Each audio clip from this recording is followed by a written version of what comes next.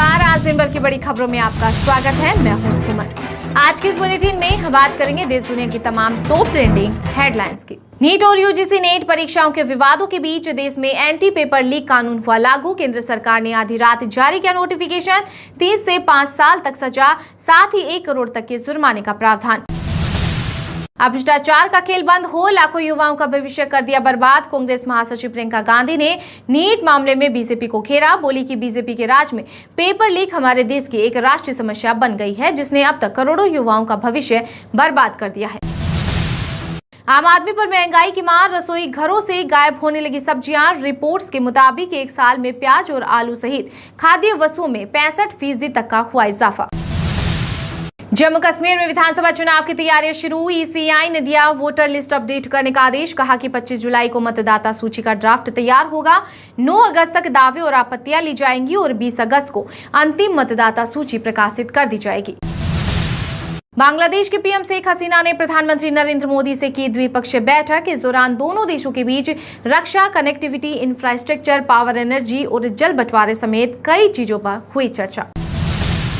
UP में AI से paper leak रोकेगी योगी सरकार। परीक्षा को लेकर नई गाइडलाइन। 30 मिनट पहले तय होंगे teacher. Bus stand, railway station से 10 किलोमीटर की रेंज में होंगे परीक्षा सेंटर। दिल्ली एनसीआर में बढ़े सीएनजी के दाम। प्रति किलो 1 रुपए की हुई बढ़ोतरी। नई दरें लागू। दिल्ली में अब तक सीएनजी 74.04 रुपए प्रति किलोग्राम बिक रही थी, जो अब 75.09 रुपए प्रति किलो हो गई है। झारखंड के बाद तेलंगाना में भी किसानों को मिली बड़ी राहत। माफ होगा 2 लाख तक का कृषि ऋण। मुख्यमंत्री रेवंत रेड्डी ने कहा कि पात्रता शर्तों सहित ऋण माफी का विवरण जल्द ही एक सरकारी आदेश में घोषित किया जाएगा। आज नए सेंटर पर आयोजित होगी नीट यूजी की परीक्षा। 1563 कैंडिडेट्स के लिए होंगे री एग्जाम। एग्जाम के दौरान एनटीए और शिक्षा मंत्रालय के अधिकारी रहेंगे मौजूद। उत्तर प्रदेश के 7वें वेतनमान न पाने वाले कर्मचारियों के लिए खुशखबरी। योगी सरकार ने बढ़ाया महंगाई भत्ता। 1 जनवरी 2024 से मूल वेतन का 239% दिया जाएगा महंगाई भत्ता।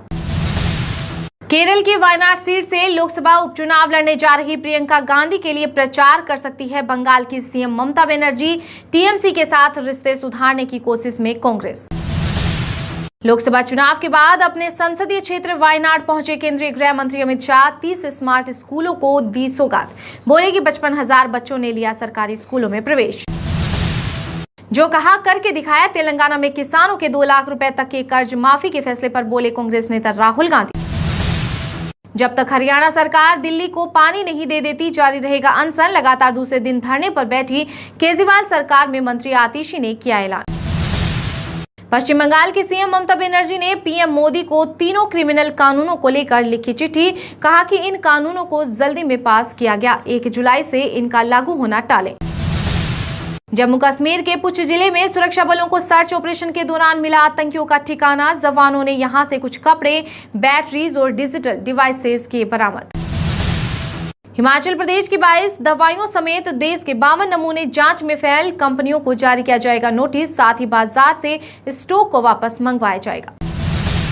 लोकसभा चुनाव में कम सीटों से किया संतोष, लेकिन विधानसभा चुनाव में होंगी कुछ अलग स्थिति। एनसीपी प्रमुख शरद पवार ने महाराष्ट्र में सीट शेयरिंग को लेकर दिए बड़े संकेत। दुनिया को उधारी देने वाला अमेरिका खुद कर्जे में डूबा। यूएस पर इस वक्त $33.91 ट्रिलियन का कर्ज है। एक रिपोर्ट के मुताबिक अमेरिका पर आने वाले 10 सालों में $50 ट्रिलियन का भारी भरकम कर्ज हो जाएगा। अमरनाथ गुफा में बने हिम शिवलिंग पर हुई प्रथम पूजा। जम्मू कश्मीर के उपराज्यपाल मनोज सिन्हा श्रीनगर के राजभवन से वर्चुअली रूप से हुए शामिल। 2024 के लिए अमरनाथ यात्रा 29 जून से होगी शुरू। भारत में महिला शोधकर्ताओं की संख्या बढ़ी। जापान मिस्र को पीछे छोड़ दुनिया में 3रे नंबर पर आया देश। पिछले 10 वर्षों में 2% वार्षिक दर से बढ़ी संख्या। बिहार में 26 से 28 जून तक होने वाले द्वितीय सक्षमता परीक्षा स्थगित। दरअसल एक ही तारीख पर 2 परीक्षाओं के हो जाने की वजह से यह निर्णय लिया गया है। अगले 2 दिनों के भीतर नई तिथि का ऐलान कर दिया जाएगा। यूपी पुलिस पेपर लीक की 900 पेज की कहानी। 18 आरोपियों के खिलाफ चार्जशीट। सपा प्रमुख अखिलेश यादव बोले कि गुजरात जाकर संपत्ति जब्त की जाए। भारतीय मूल के अरबपति और ब्रिटेन की सबसे अमीर हिंदुजा फैमिली के 4 सदस्यों को स्विस कोर्ट ने सुनाई 4 साल की जेल की सजा। स्विट्जरलैंड में भारतीय नौकरों का किया शोषण। स्टाफ से ज्यादा कुत्तों पर खर्च। लोकसभा चुनाव के बाद यूपी की योगी सरकार ने 16 आईपीएस अफसरों का किया ट्रांसफर। लखनऊ और प्रयागराज के पुलिस कमिश्नर भी बदले। इसके अलावा रेलवे के अपर पुलिस महानिदेशक जय नारायण सिंह का भी हुआ तबादला। मध्य प्रदेश, छत्तीसगढ़ समेत 6 राज्यों में मानसून की हुई एंट्री। बिहार, महाराष्ट्र के बाकी हिस्सों और पूर्वी यूपी के अगले 3-4 दिनों में पहुंच सकता है। वहीं बीते कुछ दिन में 43 से 45 टेम्परेचर झेल रही दिल्ली में भी हुई बारिश। जम्मू में आज से हीट वेव का अलर्ट। उत्तराखंड की मंगलोर सीट पर हो रहे उपचुनाव में प्रचार करेगी बसपा सुप्रीमो मायावती। भतीजे आकाश आनंद समेत 13 नेताओं को बनाए स्टार प्रचारक। राजस्थान, यूपी, महाराष्ट्र समेत 8 राज्यों के राज्यपालों का कार्यकाल हो रहा समाप्त। 3 राज्यों के लिए नए गवर्नरों के नाम पर केंद्र में चल रहा मंथन।